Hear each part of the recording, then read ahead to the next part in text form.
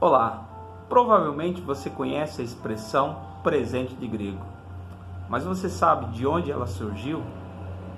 Bom, ela surgiu da lenda do cavalo de Troia.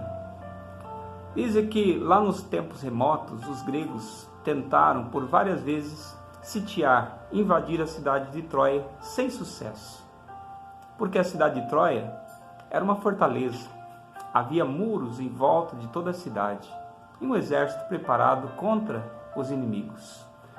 Então os gregos tiveram uma brilhante ideia de construir um enorme cavalo de madeira e deixar ali na porta da cidade de Troia.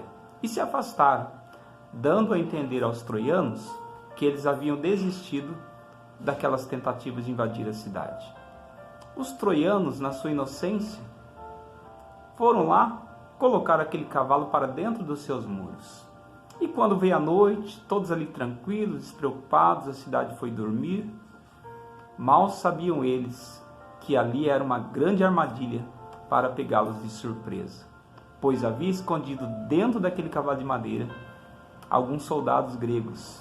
E quando a cidade estava dormindo, eles desceram do cavalo, foram lá, abriram as portas da cidade e todo o exército grego entrou e em poucas horas sitiou e dominou toda aquela cidade que estava dormindo. Uma cidade que foi dormir em segurança, mas acordou nas mãos do inimigo. Quantos cavalos de Troia nós temos ao nosso redor?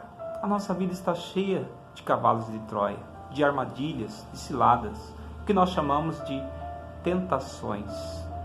E nós, com as melhores das intenções, os levamos para dentro de nós, nas nossas práticas diárias, e as consequências podem ser danosas e às vezes trágicas.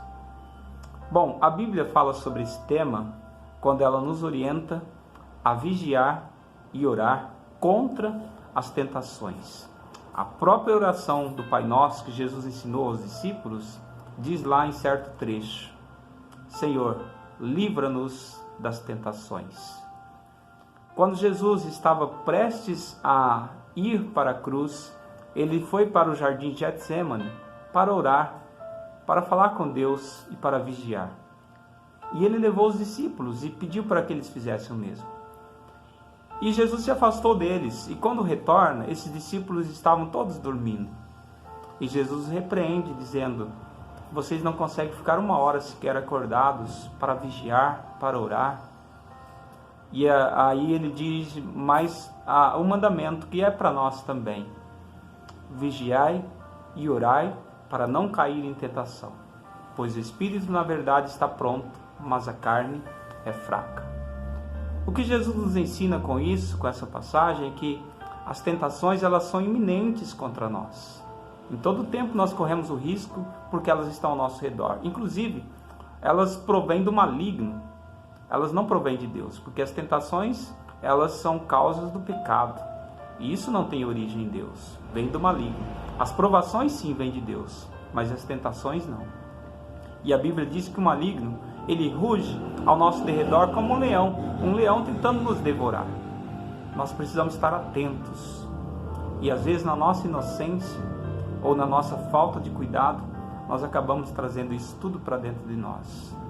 E achando que aquilo é bonito, maravilhoso, mas na verdade é uma cilada para nos fazer pecar e cair e desagradar a Deus. E a única fortaleza que nós temos, a única segurança que nós temos para vencer essas tentações é a presença de Deus.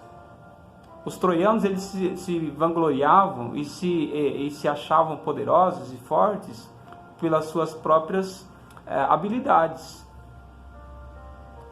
E o inimigo foi lá de forma estratégica e os enganou. Nós sem Deus somos facilmente presas do maligno.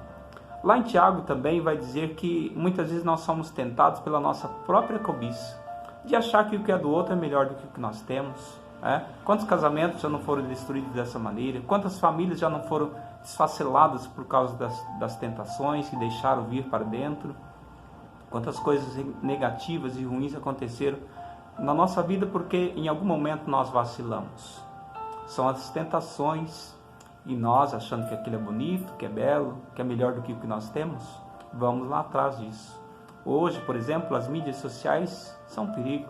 Nós precisamos estar atentos, vigiando, deixando Deus habitar em nós, nos enchendo do Espírito Santo, para que assim o inimigo e as tentações não prevaleçam sobre nós. Deus é o nosso refúgio, Deus é a nossa fortaleza. Só Ele pode nos dar essa segurança plena. Reflita sobre isso e viva dessa maneira para que você não caia nas tentações. Que Deus te abençoe.